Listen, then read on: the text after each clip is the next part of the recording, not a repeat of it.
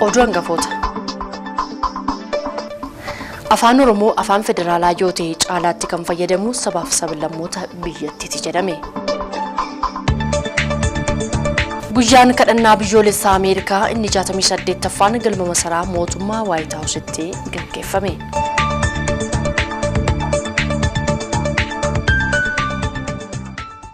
Harkafuuni akkam jirtu kabajamtoota daawwattoota keenya televiizyinii mo'arraa oduu isaa kanaaf jennee qabannee dhiyaanneerra oduus kan isinitti himu Allalii Girmaati gidduutti oduu gaggabaaboo daawwadhaatii bal'ina oduutiif walitti deebina.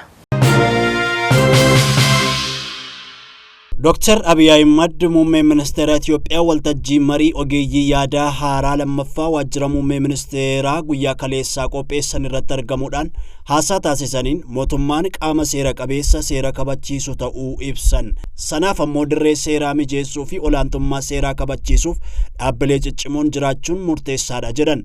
Olaantummaa seeraa kabachiisuu fi nageenya lammiilee eegsisuu irratti mootummaan deebii ariifataa laachaa hin jiruun hirmaattotarraa yaada laatameef muummeen ministeera Dr. Abiy Ahmed mootummaan hunda caalaa obsuun akka irra jiraatu eeraniiru. Yaa ta'uutii mootummaan isaanii nageenya lammiilee eegsisuuf kutannoo qofa osoo hin taane humna akka qabu ibsaniiru. Mariin yaada haaraa pirezidaantii mana murtii waliigalaa federaalaa adde Maazaa Shannaa fi ministeera nageenya adde Mufaariyaat Kamiil yuunivarsiitii Finfinnee irraa immoo Dr. Daanyachoo Asaffaa fi Dr. Geetaachoo Asaffaatiin dhiyaateera. Marichi mata duree olaantummaa seeraa adeemsa ce'umsa dimokiraasii keessatti jedhuun geggeeffame. Ministeerri muummee Dr. Abiy Ahmed ministeera geejjibaa daawwatan hojiiwwan haaromsaa fi fooyya'insa hojimaata ministeerichaa ilaaluudhaaf kan daawwannaa tasaa taasisan muummee ministeeraa Dr. Abiy Ahmed haaromsi ministeericha keessatti taasifamaa jiru qulqullina ergama dhaabbatichaa mirkaneessuuf akka gargaaru ministeerri geejjibaa adde Dagimaawwit Mogos ministeera muummeef ibsa kennaniiru. Forumiin biizinesii Itoophiyaa fi gamtaa Awurooppaa caamsaa 6-7 Beeljiyeem Biraasiilsitti kan geggeeffamu ta'uu ministeerri dhimma alaa Federii beeksise. Oduu himaa ministeerichaa obbo Nabiyaat Geetaachoo akka beeksisanitti forumichaan carraaleen investimentii Itoophiyaa ni beeksifamu. Oduu himtichi ibsa isaaniitiin daawwii ministeera dhimma alaa obbo Gadduun Dargaggoo Suudaanitti taasisan walgahii mana marii ministeerota biyyoota misooma baha Afrikaa Saudi Arabiyaan sirreeffamtoota Itoophiyaa 1,400 gadhiisuu fi marii biizinesii Itoophiyaa fi Ameerikaa caamsaa 7-8 Waashingten DC'tti ta'amu irratti xiyyeeffatanii jiru. Maddi FBC'f OBN'dha.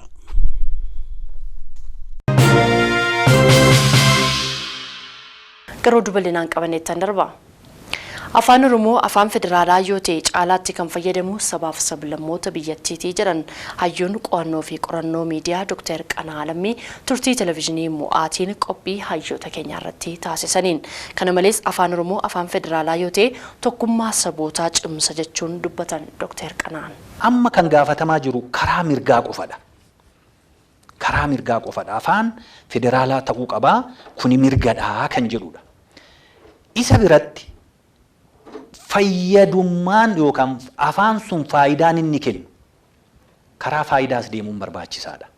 Nama hubachiisuun keessattuu amma afaan Oromoo Afaan fedeeraalaa yoo ta'e Oromoon durayyuu itti fayyadamaa jira. Caala kan fayyadamu sabaaf sablammii malee afaan Oromoo miti. Oromoo yoo ta'e afaan isaa afaan fedeeraalaa ta'e jedhamurraa kan hafe faayidaa addaa argatu hin jiru. Ammayyuu itti fayyadamaa jira, ammayyuu afaan isaa ittiin barachaa jira, PhD ittiin barachaa jira, Maasters ittiin barachaa jira, ittiin hojjechaa jira, aadaa isaa ittiin guddifachaa jira. Afaan kun garuu gara federaalaatti naa dhufnu maal fayyada, eenyu fayyada? Afaan kun afaan federaalaa yoo ta'e tokkoffaa tokkummaadhuma jedhamu sanuyyuu hin cimsa. Tokkummaadhuma barbaadamu san abbaan tokkummaa Itoophiyaa barbaadu afaan Oromoo afaan Amaaraa wal cinaa yoo itti fayyadame tokkummaa caala cimsa tokko. Lammata immoo sabaaf sablammoota itti fayyadamtoota taasisa.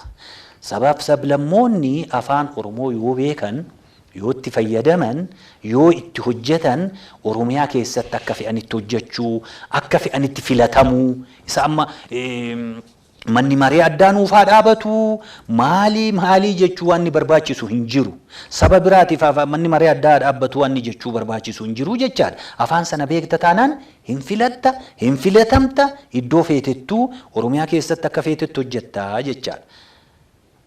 Afaan suni naannolee biraa keessattis hin hojjetama yoo ta'e walitti dhufeenyi, wal keessa deeminsi caala cimaa jechaadha. Tokkummaan suni cimee jechaadha. Kanaafi itti faayidaa inni kennu irratti xiyyeeffachuun hojjechuun barbaachisaadha. Sabaaf sablammoonni akka sirriitti hojjetan keessattuu miidiyaan isa gaaffii afaan Oromoo afaan federaalaa ta'uu qabaa jedhu qofa dhaadhessuu otoo hin taane faayidaa inni kennu sabaaf sablammoonni mataa isaaniitiin akka ibsan. Amma fakkeenyaaf annan beeka naannoo kootti maaliif nun barsiifne kan jedhan jiru, warri nan isaan barsiisu jira. Namnumti hollaadhaa galgala ta'ee jedhee saba biraa ta'ee na barsiisuu qabda jedhee baratee sammatti fayyadamaa jiru jira. Kanaaf fedha sabaaf sablammootaa faayidaa isaanii kennu, isaanis akka ibsan, isaanis akka gaafatan, isaanis akka itti fayyadaman gochuun barbaachisaadha. Haalli mijeessuun barbaachisaadha. Sana irratti hundaa'uudhaan immoo mootummaan immoo seera qabeessa taasisuu barbaachisaadha. Kanaaf itti fayyadamummaa isaa namnis akka itti fayyadamu irratti hojjechuun barbaachisaadha. Miidiyaanis hin jedhu. Biyya sabdaneessa ta'e keessatti tokkummaa sabaaf sablammootaa ofitti qabatee dagaagsuu qabna. Miidiyaaleen adda addaas hundee tokkummaa beekuu, uummatas walqixxeetti tajaajiluu qabu jedhan Dr. Qanaa. Biyyi kuni sabaaf sablammoota hedduudha. Biyya sabdaneessadha. Biyya sabdaneessa keessatti tokkummaa dhugaa irratti hundaa'e, tokkummaa walqixxummaa irratti hundaa'e, tokkummaa mirga hundumaa dimokiraasii irratti hundaa'e, tokkummaa aadaa sabaaf sablammoota kanaa akkomodeet godhe yookaan hammatee qabate.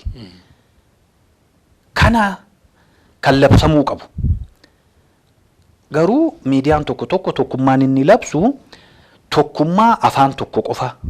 Afaan wal fakkaatu haa dubbannu, amantii wal fakkaatu haa qabaannu, waa'ee sanyii keenyaan dubbannu, waa'ee saba keenyaan dubbannu, maqaa sabaa dha'uun barbaachisaa miti, sanyiidhaan yaaduudha ta'a jedhee kan dubbatu jira.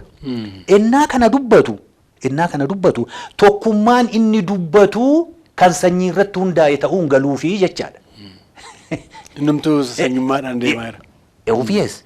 Waan nama jedhe sana duraan, waan nama duraan lafa naqe sana tokkummaan maalirratti hundaa'uu qaba. Define gochuu qabna, hiikuu qabna. Tokkummaan maalirratti hundaa'a kan jedhu sana hin guutu taanaan kan kootiin deemii afaan koo dubbadhu, amantii koo hordofii akkanan siin jedhe taataa jechuutti deema jechaadha. Innuu sanyummaadha jechaadha. Iddoo isaan barbaadan yookaan mootummaa saaxila jedhanii iddoo isaan barbaadan yookaan namni isaan hin barbaanne kuni isaan saaxila jedhanii yoo barbaadan iddoo sana irratti xiyyeeffatanii hojjetu malee miidiyaa iddii jedhame miidiyaan hundumaaf hojjeta. Amma fakkeenyaaf buqqa'uu haa fudhannume. Buqqa'uun naannoo saba birannaa ta'e hin hoo'a. Saba immoo iddoo biraa immoo innaa ta'e immoo hin dubbatan waa'ee sana. Waa'ee Oromoo yoo ta'e. Waa'ee Oromoo isaa ta'uu amma fakkeenyaaf jiru waa'ee Sidaamaa yoo ta'e hin dubbatan. Hin dubbatani. Kanaaf iddoo isaan dubbatan filatanii keessaa filataniiti kan isaan dubbatan. Hojiin miidiyaa immoo kana miti. Hojiin miidiyaa walqixxeessee odeeffannoo dabarsuudha, jaalatees jibbees. Paartiin haqaa hawaasummaa lammiilee Itoophiyaa hundeeffame hooggansa isaa filate. Paartiin haaraan kun paartiilee of maksan torbarraa kan hundeeffamedha. Gammachuun Saakkee. Paartiin haqaa hawaasummaa lammiilee Itoophiyaa hooggansa isaa haaraa filate. Haaluma kanaan Profeesar Biraanuu Naggaa fi Obbo Andu'aalem Arraagee dursaa fi ittaanaa paartii haqaa hawaasummaa lammiilee Itoophiyaa ta'uun filatamaniiru. Paartiileen of maksanis paartii Dimokiraatawaa Itoophiyaa, paartii Dimokiraasummaa Guutuu Itoophiyaa, Arbanyoochi Gimboo Sabaat, paartii Cuquliisaa, paartii Dhaloota Haaraa, Sochii Naannoo Gambeelaa fi paartii Tokkummaa Haqaaf Dimokiraasiiti. Profeesar Biraanuun 912 argachuun ture dursaa paartichaa ta'uun kan filatamani. Obbo Yaasiyaas Asaffaa fi Dr. Kabaa Caannee ammoo hoogganaa fi ittaanaa ta'uun filatamaniiru. Paartileen siyaasa lammummaa geggeessina jedhan kun kaleessaa fi dheengadda Finfinnee galma naannoo Caffee Araaraa argamutti paartii haaraa hundeessuun maqaa isaa የኢትዮጵያ ዜጎች ማህበራዊ ፊት yookaan paartii haqa hawaasummaa lammiilee Itoophiyaa jedhuun moggaafatanii turaniiru. Kanaan dura paartii haaraa hundeeffachuudhaaf paartiileen duraan turan ji'aan diigamuun isaanii ni yaadatama. Aangoonni paartii Arbanyoochi Gimboo Sabaatti kan turan obbo Fireem Maandiiboo fi obbo Andargaachoo Tsigee lammummaa biyya biroo waan qabaniif paartii haaraa keessatti itti gaafatamummaa akka hin qabaanne ibsameera. Paarticha hundeessuudhaaf namoonni baay'een kutaa biyyattii bakka garaagaraa irraa walitti qabamaniiru. Nuti aadaa siyaasaa haaraa kana beeksisuu yaalaa jirru daandiin keenya jaalala. Kan ammoo qabatamaan agarsiifna. Itoophiyaa gaafa jennu kan nu fakkaatan kan nu deeggaran qofa osoo hin taane namoota yaada faallaa qabanis ni kabajna, sagalee isaaniis ni calaqqisiifna jedhu miseensota paartichaa hundeessan keessaa nami BBC'n dubbise. BBC fi FBC'tu gabaase. Kan daawwachaa jirtan oduu televezyiinii mo'arraa isiniif darbaa jirudha. Gara odeeffannoo biyya alaatii arganneettan darba. Guyyaan kadhannaa biyyoolessaa Ameerikaa inni 68ffaan galma masaraa mootummaa White House'tti gaggeeffame. Mata dureen kadhannaa kanaa walii keessan jaalladhaa kan jedhu yoo ta'u, guyyaa kadhannaa kanarratti qondaaltonni mootummaa olaanoon argamaniiru. Daani'el Tasfaayee. Father, I am privileged to come to you in the mighty, matchless name of Jesus. We lift your name up, and you said you would draw all men unto you. So right now, we thank you for this wonderful White House, our President, First Lady, First Family Administration. Guyyaan kadhata biyyoolessaa USA Ameerikaa masaraa mootummaa biyyoolessaa White House'tti geggeeffame. Mata dureen kadhannaa isaanii inni yeroo 68ffaa kunis walii keenya haa jaallannu kan jedhu ture. Kadhannaa kanarratti pirezidaanti Doonaald Tiraamp argamuun haasaa taasisaniiru. Hooggantoonni amantii kiristiyaanaa, abbootiin seeraa kan seera tumanii fi keessummoonni kabajaas biyyoota tokkorraa argamaniiru.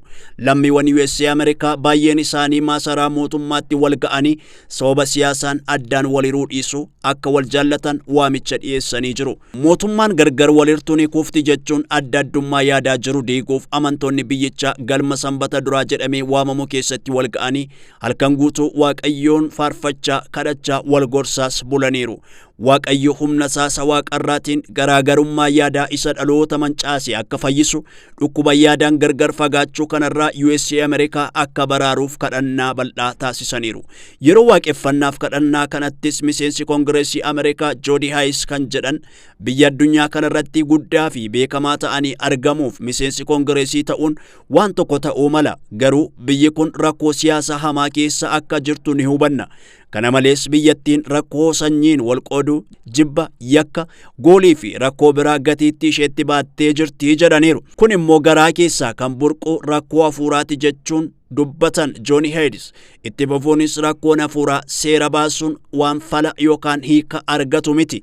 Kanaaf hiika ta'uu kan danda'u yoo waaqayyo dammaqiinsa hafuuraa garaa keessatti uume, yoo garaa namaa geddare qofaadha jedhan Koongireesiin kun. Garaan warra USA yoo hafuura isaan waaqayyo geddare jaalalas laphee isaanii keessatti dhangalaasi wal jaallachuu jalqabu jedhan Koongireesiin kun. Guyyaa kadhannaa kanatti kutaan macaafa qulqulluu keessaa Wangeela Yohaannis boqonnaa 13 lakkoofsa 35 keessatti kan argamu yoo wal jaallattu taatan isin dhugumaan duuka buutota koo ni taatu inni jedhu dubbifameera. Jaalalli haal duree hin qabne Yesuusin duukaa bu'uu amanuurraa dhufa. Yesuus dhumarratti yommuu ergamoota isaarraa addaan ba'u wal jaalladhaa jedheeti. Kanaaf nuyis wal jaallachuu akka qabnu nu abboomaa jedhan. Sagantaan kadhannaa kun waggaa waggaatti yeroo tokko kan geggeeffamu yommuu ta'u waa'ee biyyaaf uummata isaanii ni kadhatu. Maddi Christian Post.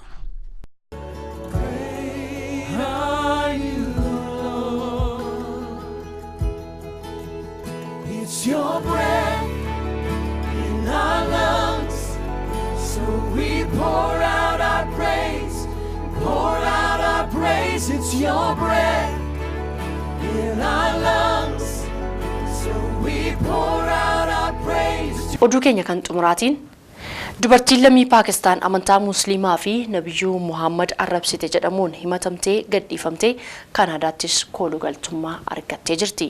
Dabalaan isaa akka ta'utti dhiyaata. Hordoftuu amantaa kiristaanaa kan taatee fi amantaa islaamaa arrabsite jedhamuun murtee du'aa kan eeggachaa turte lammiin Paakistaan Asiyaan Biibii Kanaadaa galuu isheetu himame. Asiyaan Biibii Mooltaan bara 2010 keessa amantaa islaamaa fi Nabiyyuu Muhammad arrabsiteetti jechuun ture kan himatamte. Waggootaaf mana hidhaa keessa kan turte dubartiin kun akka hidhaatii gadi dhiifamtu erga dhagaamee booda sagaleen mormii dhagaamaa turaniiru. Mootummaan Paakistaanis mana hidhaatii gadi dhiifamtus akka biyya keessaa hin baaneef mana murtiitiin akka gaafatu dubbatee ture. Namoonni baay'eenis Asiyaan Biibii amantaa islaamaa arrabsiteetti jechuudhaan fannifamtee akka ajjeefamtuuf kan gaafataa turan. Gareen gaggeessaa islaamaa tokko abbootiin seeraa olaanaa sadanuu ajjeefamuu qabu jedhee kan dubbate yommuu ta'u, mormiitii cimaa ta'uutiin kan beekamu paartiin TLP ammoo gadi dhiifamuun Biibii kun waliigaltee nuti mootummaa waliin qabnu diigamuu isaatiif mallattoodha jedhee dubbachuun isaa ni yaadatama. Ta'us garuu himanni ishee kun mana murtii olaanaa biyyattiitiin bara darbee kan irra kaa'ee ture yommuu ta'u, manni murtii olaanaa kun garee warra leellistootaarraa mormiin cimaan isa mudateera.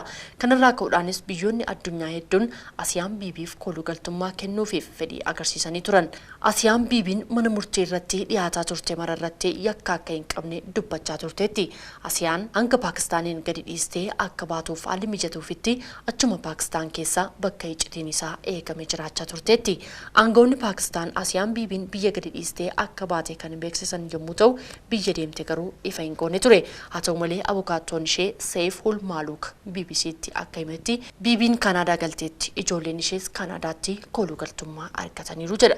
Ganna 48 kan taate Asiyaan Biibiin haadha ijoollee 4 yommuu taatu amantaa arrabsuudhaan dubartii duuti irratti murtaa'e ishee jalqabaati. Paakistaan keessatti bara 1990 irraa kaasee yoo xiqqaate namoonni 65 ta'an amantaa islaamaa arrabsuudhaan ajjeefamaniiru.